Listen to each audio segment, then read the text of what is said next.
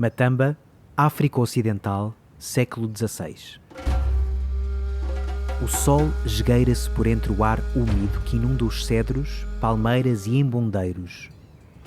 Tiradas as sortes, os portugueses partem, deixando um prisioneiro. Fica o inglês nas mãos dos Imbangala.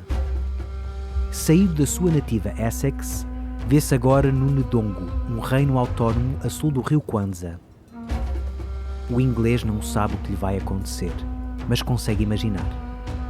Está cercado por guerreiros ferozes, criaturas quase sobre-humanas de uma crueldade incompreensível. Já ouviu todos os rumores. Eles matam os seus bebés mais frágeis, deixando apenas os mais fortes. Eles fazem rituais obscuros em torno dos cadáveres torturados dos inimigos. Mas pior que tudo é o seu líder, um fervoroso guerreiro com o seu séquito de homens subservientes. O assassino do seu próprio sangue, o soldado castrado, o sacrificador de crianças. Ele tem que ser um grande guerreiro, só pode. O resto são rumores.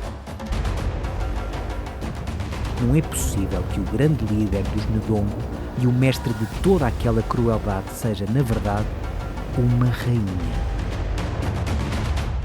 Esta é a história de Njinga Mbandi.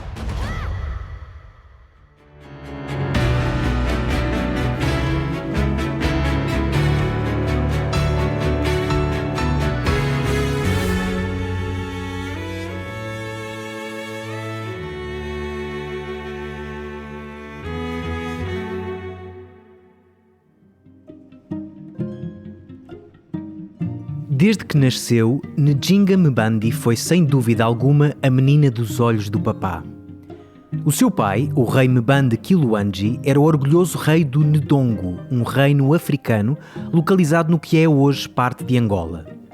É provável que o rei tenha ficado impressionado com a sua filha logo no dia do seu nascimento. Njinga veio ao mundo com o cordão umbilical enrolado à volta do pescoço, um presságio de boa sorte entre os Ndongo. Assim que foi libertada do cordão e soltou o primeiro grito de guerreira, Njinga deu início a uma infância única. Cresceu forte, esperta e ágil. E mesmo que a coroa devesse passar para um filho, o seu pai decidiu prepará-la para a liderança. Njinga cresceu entre o papel de princesa e de jovem guerreiro. Aprendeu a manusear lanças, machados e facas. Acompanhou o pai nas sessões judiciais que faziam parte da sua rotina, opinando com frequência sobre os casos que dividiam o reino. Ficou a conhecer a agricultura, a criação de gado, a metalurgia e o comércio de marfim e de cera, que eram as bases da sua subsistência, e também o terrível comércio de escravos que os Ndongo capturavam nas profundezas da floresta para depois venderem no litoral aos navios negreiros. Desde cedo viu as glórias do seu reino, mas também os seus mais negros segredos. E foi junto do pai que aprendeu quem seriam os seus inimigos de morte: os portugueses. A presença portuguesa na região começara há mais de 100 anos. Depois de desembarcarem das suas armadas, os estranhos homens de cara pálida, encafuados dentro de placas de metal e pesadas roupas de couro, ofereceram presentes aos líderes Ndongo e conseguiram acesso ao seu marfim, à sua cera, mas acima de tudo, ao seu valioso mercado de escravos. Durante alguns anos, os portugueses e os Ndongo enriqueceram juntos. No entanto, os portugueses não resistiram aos seus instintos expansionistas. Em 1580, Paulo Dias de Novaes, o fundador do núcleo permanente português na região, São Paulo de Luanda, atreveu-se a invadir terras que pertenciam aos Ndongo. O rei da altura, avô de Njinga, ficou furioso e ordenou aos seus guerreiros que matassem 40 portugueses. E estes, claro, declararam guerra. As rotas comerciais foram ocupadas ora por guerreiros Ndongo, de lança e machado em punho, ora por soldados portugueses que, à sua passagem, construíam fortalezas militares. O conflito estendeu-se nas décadas seguintes. Entre 1575 e 1590, mais de 50 mil Ndongos foram arrancados às suas terras e levados para o Brasil. E quando Njinga treinava com a sua lança, lado a lado com os outros guerreiros, é bem provável que imaginasse nos alvos de madeira a cara de algum esclavagista português.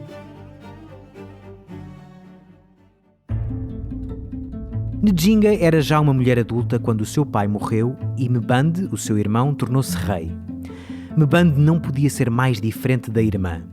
Enquanto Njinga se fizera uma guerreira destemida, pronta para continuar a guerra do pai e correr com os portugueses, o novo rei estava mais preocupado com as suas paranoias pessoais. Tinha menos medo dos portugueses do que da sua própria família, temendo que a qualquer segundo lhe roubassem o trono. Ainda por cima, e sabia-o bem, a sua irmã Njinga era a menina do papá, a mais querida dos 4 filhos do antigo rei, a belíssima princesa guerreira que durante os últimos anos aprendera a falar português, combatera ao lado do rei e matava europeus com o seu machado como quem mata moscas com um chinelo. A tremer de medo, o rei Mbande assassinou o filho de Njinga, seu sobrinho, e tornou estéreis as suas 3 irmãs, incluindo a própria Njinga. Não se sabe se com um banho de água a ferver ou com mutilação por meio de um ferro em brasa. Às mãos do seu rei, que era também seu irmão, Njinga sofreu uma tortura física e psicológica inimaginável. Tudo para garantir que a sua linhagem morreria com ela. Mas apesar de todos os maus tratos, Mbande precisava de Njinga. O novo rei podia ser paranoico, podia ser inseguro, podia ser cobarde e podia ser sádico. Mas não era estúpido. Quando em 1622 foi necessário nomear alguém para negociar com os portugueses, escolheu a irmã Njinga. Seria enviada para a Boca do Lobo, a cidade de Luanda. Mas Njinga aceitou sem medos. Tinha um plano. Tinha sempre um plano. Passaria um ano em Luanda a criar relações diplomáticas com os inimigos de morte da sua família e encontraria uma forma de se vingar, quer dos odiados portugueses, quer do seu próprio irmão. Nem que isso demorasse vários anos. O seu primeiro encontro com o governador português, João Correia de Sousa, entrou para a história. Para os portugueses foi uma experiência estranhíssima. Estavam à espera de receber um qualquer guerreiro africano de vestes coloridas, pinturas na pele escura e lança ensanguentada na mão. No fundo, um qualquer bárbaro, provavelmente canibal, com o qual seria fácil negociar. Mas em vez disso, apareceu-lhes à frente uma belíssima princesa africana, encabeçando uma comitiva coberta de joias, tecidos ricos e enfeites de marfim. João Correia de Sousa esfregou as mãos. Melhor que um selvagem, só mesmo uma mulher negra. A vitória portuguesa estava garantida e decidiu pôr a embaixadora no seu lugar. Literalmente. Sentou-se numa enorme poltrona, a única da sala, e reservou 2 almofadas para Njinga ao nível do chão. No entanto, ao entrar na sala, Njinga olhou para o governador, olhou para as almofadas, sorriu, fez sinal a uma das suas escravas para que se ajoelhasse com os cotovelos apoiados no chão e, a seguir, sentou-se em cima dela, usando-a como uma cadeira. Durante horas, Njinga surpreendeu o governador com o seu domínio da língua portuguesa e com a sua visão estratégica para a região.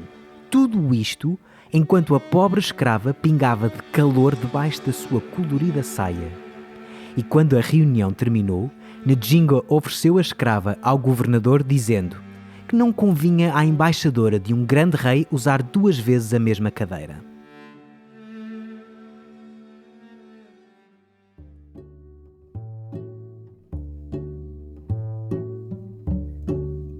Ainda no decorrer das negociações, Njinga aceitou ser batizada, tendo o próprio governador como padrinho e recebendo o nome cristão Dona Ana de Sousa. Os portugueses ficaram boquiabertos. É que Njinga era o bingo do preconceito ocidental. Africana, membro de um reino considerado primitivo, negra e mulher. Mas então, de onde lhe vinha a sofisticação diplomática? Até aceitar batizar-se, e quando a água escorreu pelos seus cabelos crespos, não desatou aos guinchos e aos berros por causa de algum espírito da floresta ou antepassado feiticeiro? A surpresa foi tão grande que Njinga sacou dos portugueses um acordo de paz, com a única condição de que o reino Ndongo deveria converter-se ao cristianismo. E pelo caminho deitou por terra os preconceitos que os portugueses tinham em relação a uma princesa africana. Negociara, literalmente, olhos nos olhos, com um grande governador, com uma postura assertiva que os portugueses só associavam aos homens.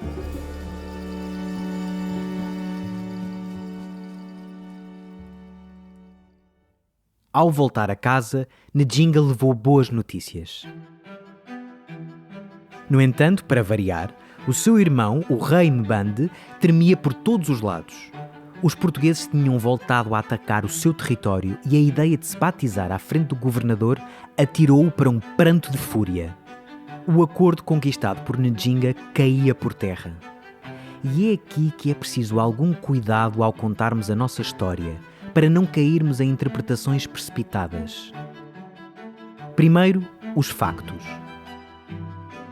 No ano seguinte, depois de largos meses de cada vez maior paranoia e depressão, e sem que conseguisse resistir aos portugueses ou negociar outro acordo, o rei Mbande foi encontrado morto na sua cama, com sinais claros de ter consumido veneno. E sim, é possível que se tenha suicidado. Mas também é possível que Njinga, a irmã infinitamente mais competente, a mulher a quem matar um filho e esterilizar à força, tenha finalmente perdido a paciência com o irmão. O que também são factos é que Njinga ficou regente enquanto o seu sobrinho, filho de Mbande, não chegasse à maioridade. Imediatamente a seguir, a nova rainha decidiu casar com Kaza, o chefe de um dos bandos de Imbangalas, isto é, bandos de guerreiros mercenários que habitavam nos territórios dos Ndongo. E este Kaza era, coincidência das coincidências, o homem escolhido para proteger o pequenino rei, sobrinho de Njinga. Foi exatamente no dia do casamento que a nova rainha, ficando a dever à subtileza, assassinou sem escrúpulos nem misericórdia uma série de parentes, incluindo o próprio sobrinho. A noiva deste casamento vermelho emergia do copo de água como a única herdeira do trono Ndongo e unida pelo casamento com um dos chefes dos mercenários mais sanguinários da região. A menina do papá era agora uma rainha guerreira.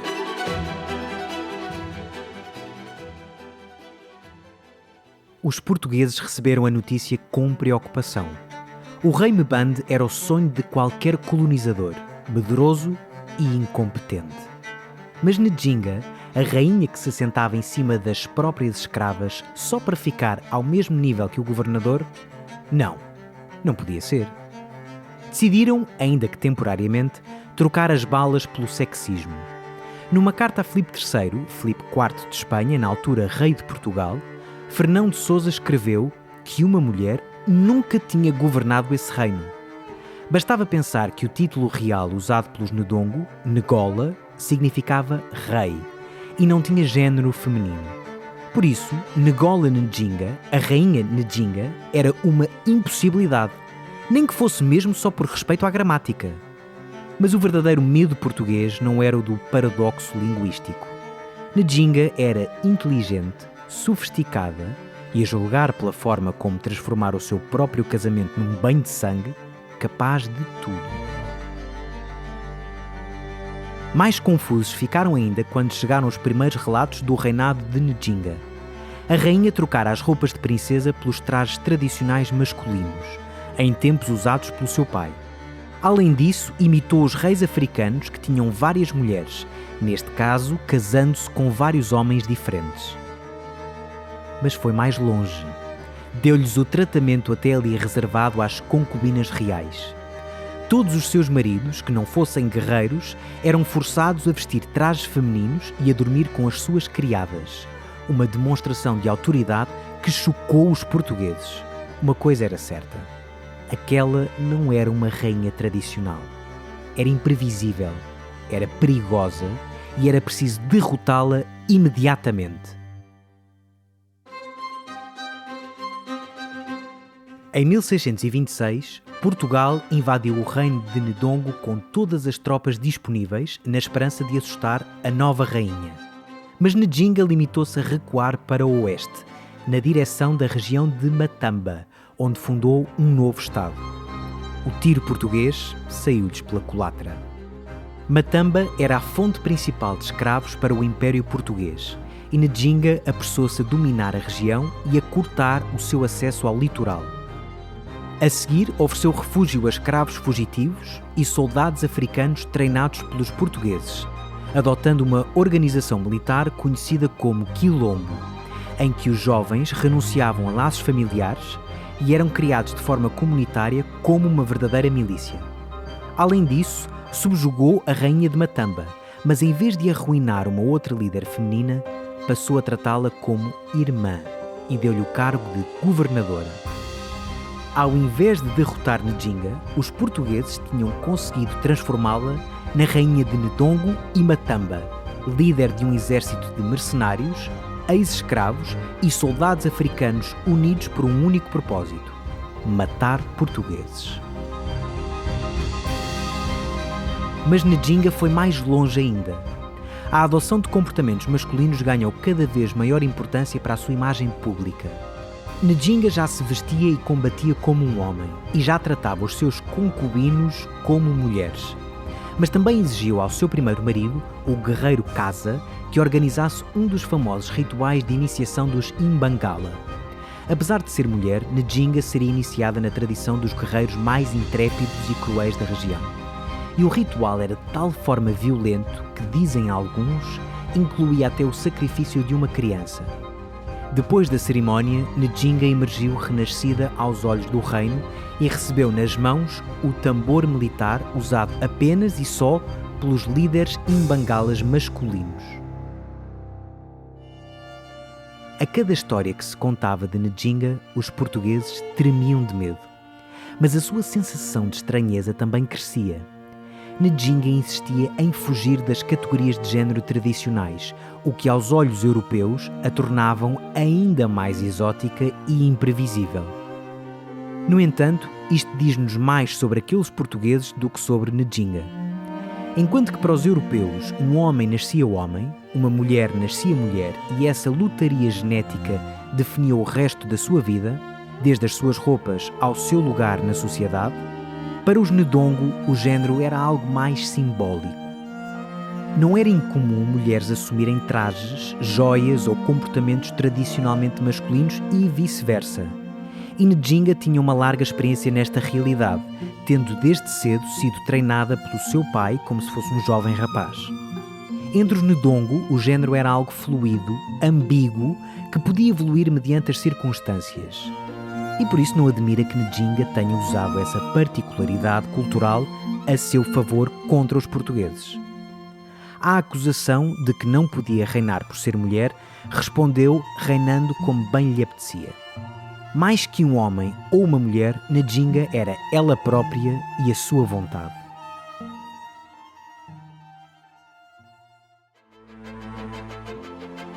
Em 1640, a sorte sorriu a Ndjinga. Os holandeses chegaram à região prontos a destruir o monopólio português na África Ocidental. Foram tão eficazes que em apenas 8 anos penetraram as defesas portuguesas e tomaram Luanda. Ndjinga apressou-se a contactá-los. Nós temos escravos, temos marfim, temos cera e temos guerreiros sanguinários, mas acima de tudo, também detestamos os portugueses. Querem ser nossos amigos? Os holandeses responderam, claro que sim. Queriam ser muito amigos, claro, especialmente se isso incluísse tirar os portugueses da equação e ficar com as riquezas de Ndjinga só para si. A partir daquele momento, os portugueses enfrentaram o horror de ter à sua frente, no campo de batalha, não só os terríveis Imbangalas, liderados pela rainha que também era rei, mas também um outro exército europeu com as suas espingardas, canhões e navios de guerra. Foi preciso chamar uma armada do Brasil, comandada por Salvador Correia de Sá e Benevides, que bombardeou Luanda e forçou os holandeses a render-se. Sem os seus aliados e cansada de uma guerra que parecia não ter fim, Ndjinga procurou uma solução pacífica, fazendo novamente uso das suas capacidades diplomáticas. Mandou chamar os vários padres e missionários capuchinhos capturados nas várias batalhas contra os portugueses e pediu a sua ajuda. Estes homens eram relativamente bem tratados na sua corte e tinham uma certa admiração pela rainha africana, que, para todos os efeitos, era uma católica batizada. Com a sua ajuda, Ndjinga escreveu cartas ao Papa Alexandre VII. Precisava da sua ajuda para intermediar um acordo com os portugueses. E já agora, prometia retornar ao cristianismo e receber de braços abertos todos os missionários que o Vaticano quisesse enviar. Dois desses homens em particular seriam importantes na história de Ndjinga. O primeiro, o padre Cavazzi, seria durante séculos a principal fonte de relatos na primeira pessoa sobre Ndjinga, desenhando um retrato nada abonatório da rainha. Segundo ele, os europeus podiam ficar descansados. Ndjinga não era nenhum desafio aos conceitos ocidentais. Era, isso sim, exatamente o clichê que todos esperavam da selvagem africana. Bárbara, pervertida e potencialmente canibal. Escreveu, talvez a tremer de repugnância, que Ndjinga servia-se dos seus oficiais, os quais, devido às guerras incessantes, estavam com ela dia e noite para satisfazer os seus prazeres. Sem aviso prévio, ela aterrorizava-os subitamente, exigia que vestissem roupas femininas e se sujeitassem a todas as suas extravagâncias e, de seguida, degolava-os de modo que ninguém pudesse vangloriar-se de ter ganho o seu coração eternamente impenetrável. Mas o segundo missionário, o padre Gaeta, foi uma ajuda preciosa para a rainha. Com a sua ajuda, Ndjinga celebrou finalmente um tratado de paz com os portugueses em 1657, comprometendo-se a retornar à fé cristã, permitir o acesso de comerciantes ao seu território e pagar um tributo de 130 escravos. Em troca, os portugueses devolveriam as terras roubadas a Ndongo, mas também aceitariam, finalmente, que Ndjinga era a rainha de Ndongo e que teria o direito a escolher o seu herdeiro. Este acordo não nos surpreende. Ndjinga enfrentara mais de 3 décadas de conflito e tinha na altura cerca de 77 anos. Matar portugueses já não a entusiasmava, muito menos envenenar parentes ou manchar com sangue os casamentos da família. Pelo contrário, desejava abrir caminho para a sucessão da sua irmã mais nova, Kambu, que seria assim a segunda rainha dos Ndongo. E pelo caminho, nos seus últimos anos de vida, Ndjinga preparou a transformação de Ndongo Matamba num reino cristão, ordenando a construção de igrejas e separando-se, a pouco e pouco, das tradições indígenas, chegando mesmo a perseguir líderes religiosos tradicionais, muitos dos quais foram vendidos como escravos para as Américas. Em 1663, Ndjinga adoeceu. Foi acompanhada nas últimas horas tanto por padres católicos como por curandeiros tradicionais, até morrer aos 82 anos. O padre Cavazzi, que escrevera palavras tão violentas sobre ela, deu-lhe a extrema unção. E tal como os seus últimos dias de vida, o seu funeral refletiu um misto da tradição local com as novas influências católicas. Um ritual principalmente cristão celebrou-se em torno de uma Ndjinga coberta de tecidos coloridos vindos da costa da mina, enquanto soldados dançavam alegremente ao som de instrumentos tradicionais. O encontro entre as duas culturas que durante décadas tinham jurado a morte uma da outra.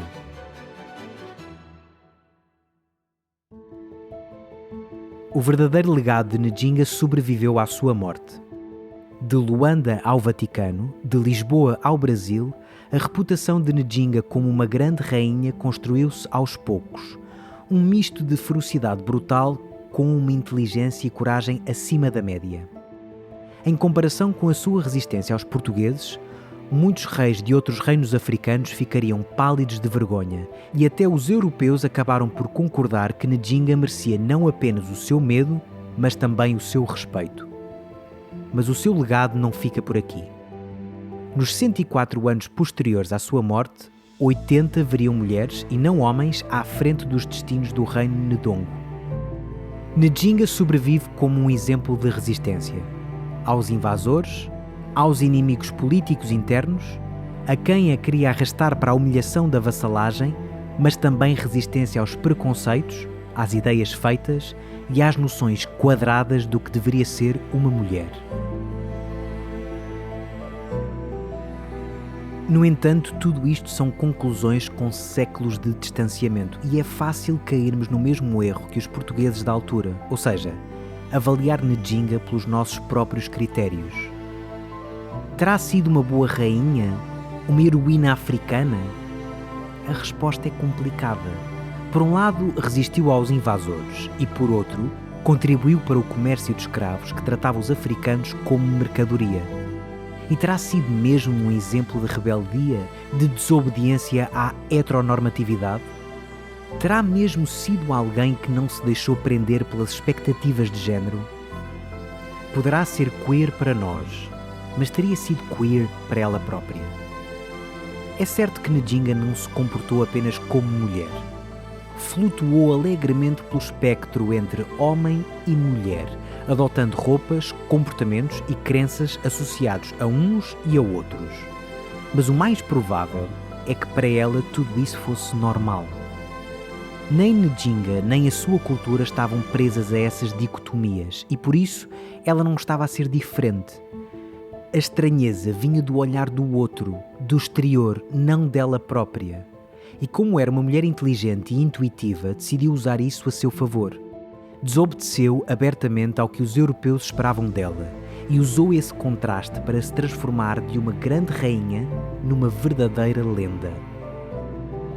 À distância de 4 séculos, Ndjinga Mbandi continua a fazer connosco o que fez com os portugueses da altura. Convida-nos a defini-la, a catalogá-la, a fechá-la numa gaveta. E a nós, resta-nos aceitar que grandes figuras como ela sempre resistirão às explicações mais simples.